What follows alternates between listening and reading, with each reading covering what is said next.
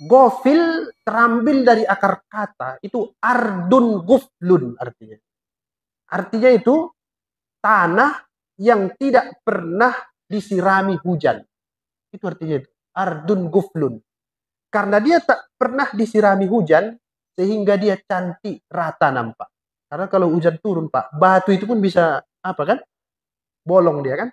Nah, kenapa disebut lalai? Tidak nyambung antara hujan dengan tanah. Nah, saya jaga anak. Saya main handphone. Jatuh dia ke paret.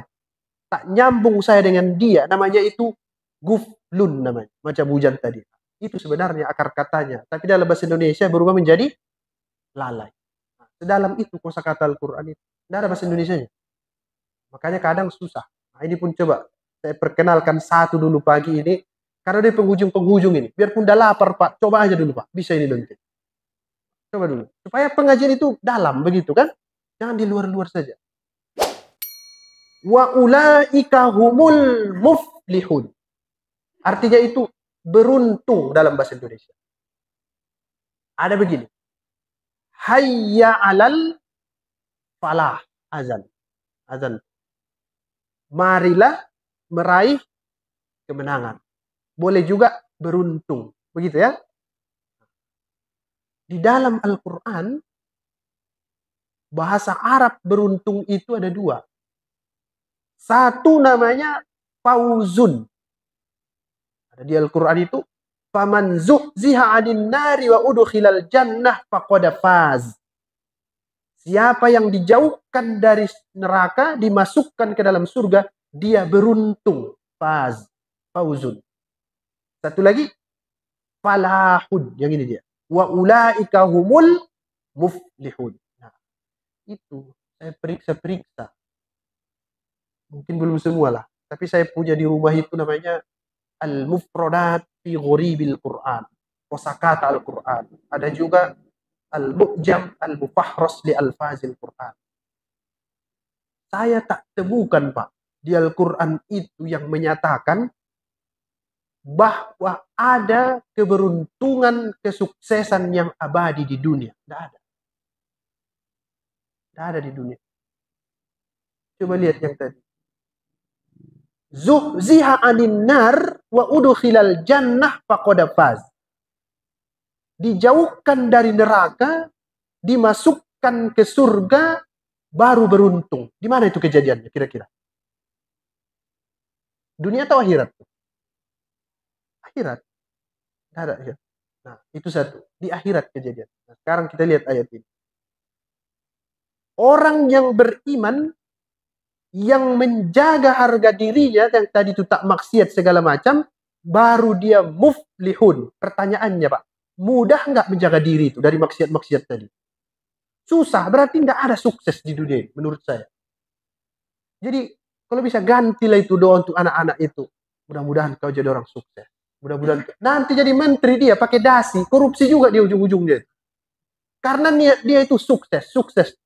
Karena manusia ini, kalau disebut kata sukses, pikirannya itu duit. Itu saja itu. Saya pernah itu uji, mahasiswa-mahasiswa itu, murid-murid saya itu, dia hafal 30 juz. Perempuan. Saya bilang, kalau kau nikah, pilih mana? Suami hafal 30 juz, naik sepeda. 30 juz, naik sepeda. Satu lagi, tidak pandai baca Quran, naik mobil. Pilih mana? Saya bilang sama perempuan itu.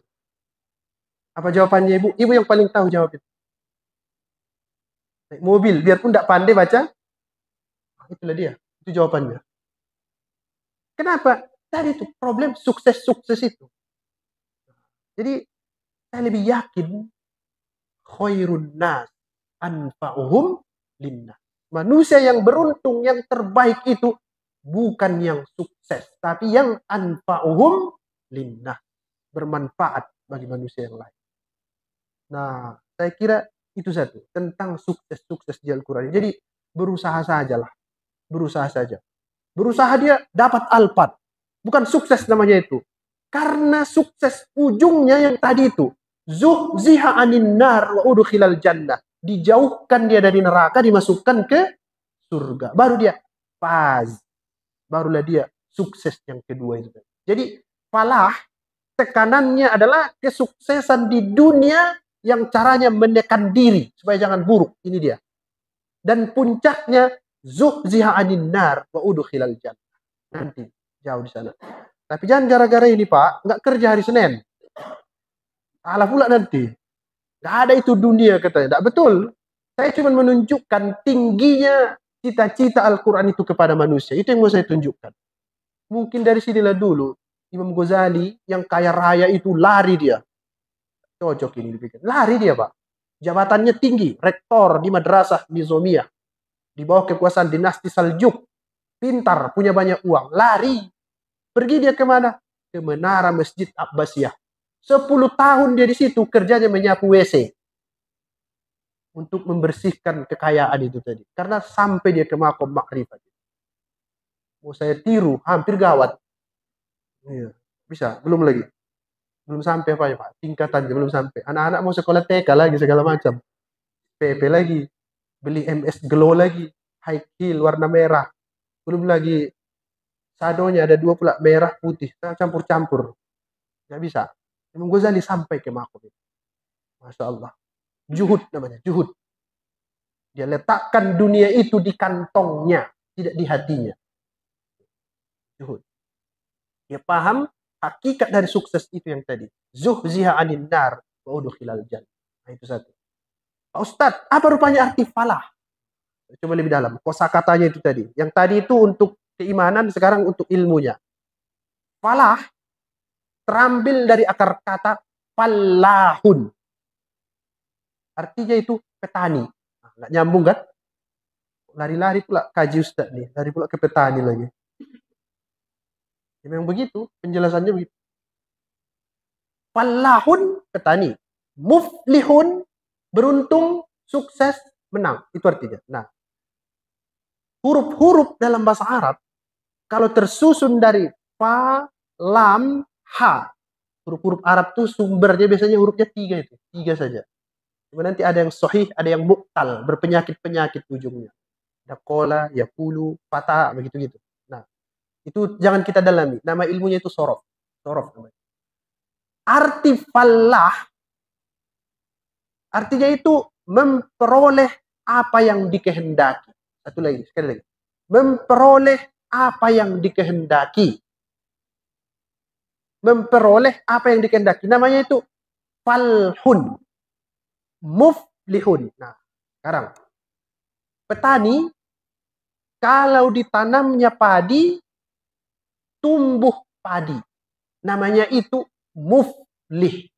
Karena akar katanya tadi apa? Memperoleh apa yang dikehendaki. Petani itu. Iya, kalau ditanamnya padi, tumbuh rumput tidak muflih. Itu maksudnya. Dari sana dia benang merahnya. Jadi, falah artinya memperoleh apa yang dikehendaki. Pertanyaannya Pak, di dunia dapat nggak itu semuanya?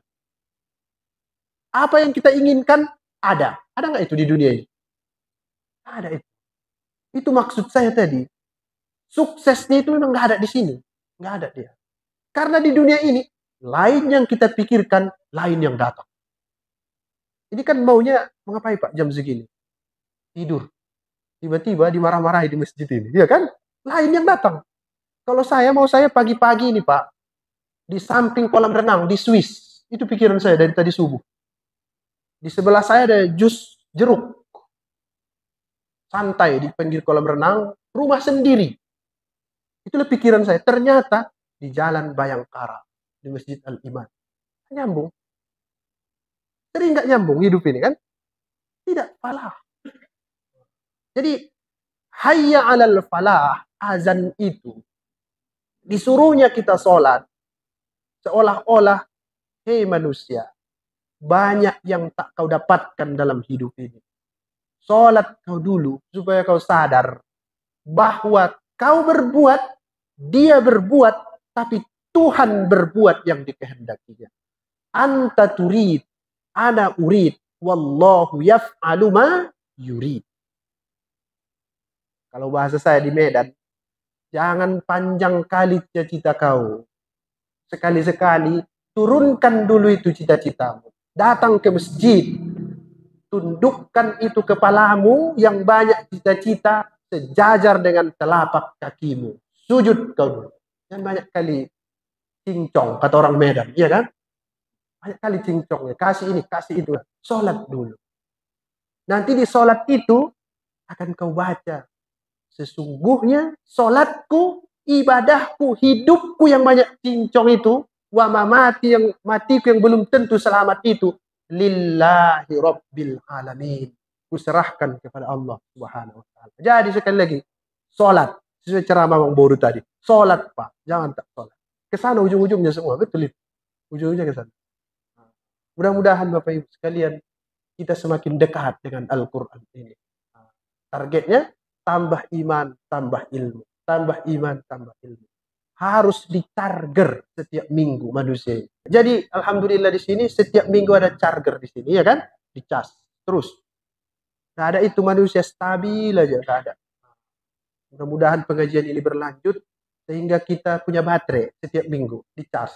Simpulannya Bapak Ibu sekalian, yang pertama, orang Islam itu derajatnya tinggi. Jangan jatuhkan harga diri dengan maksiat, dengan menyembah makhluk-makhluk yang rendah. Jangan lakukan itu. Naikkan harga diri kita hanya menyembah Allah Subhanahu. Yang kedua, petunjuk agama ini datang dari Tuhan. Jangan ragu. Jangan ragu-ragu. Ini bukan datang dari yang tadi yang saya sebut yang aneh-aneh. Dari Tuhan ini datang, Al-Quran. Dan yang ketiga, mulailah berubah, Pak. Daripada mencari kesuksesan, lebih bagus jadilah orang yang bermanfaat. Mohon maaf, mohon izin Pak BKM. Mudah-mudahan tetap istiqomah, konsisten mengadakan pengajian untuk masyarakat supaya masyarakat tercerahkan. Insyaallah. Terima kasih. Saya tutup. Auzubillahi minasyaitonirrajim. Bismillahirrahmanirrahim. Alhamdulillahi rabbil alamin. Wassalatu wassalamu ala asyrafil anbiya'i wal mursalin wa ala alihi wa ashabihi ajma'in. Allahumma faqihna fid din. Allahumma faqihna fid din wa 'allimna at-ta'wil wa 'allimna at-tafsir. Allahumma 'allimna ulumal Qur'an. Allahumma 'allimna qawaid at-tafsir. Rabbana 'allimna bima yanfa'una wanfa'na bima 'allamtana innaka anta 'allamul ghuyub. Wa anta qulta fi qawlikal haqq inna rabbaka yaqdhifu bil haqqi innaka anta 'allamul ghuyub. Fa'allimna ya Rahman bima yanfa'una wanfa'na bima 'allamtana innaka 'ala kulli syai'in 'alim. Rabbana atina fid dunya hasanah wa fil akhirati hasanah wa qina 'adzabannar. Subhana rabbika rabbil izzati 'amma yasifun wa salamun 'alal mursalin walhamdulillahi rabbil alamin. Taqabbalallahu minkum. Assalamualaikum warahmatullahi wabarakatuh.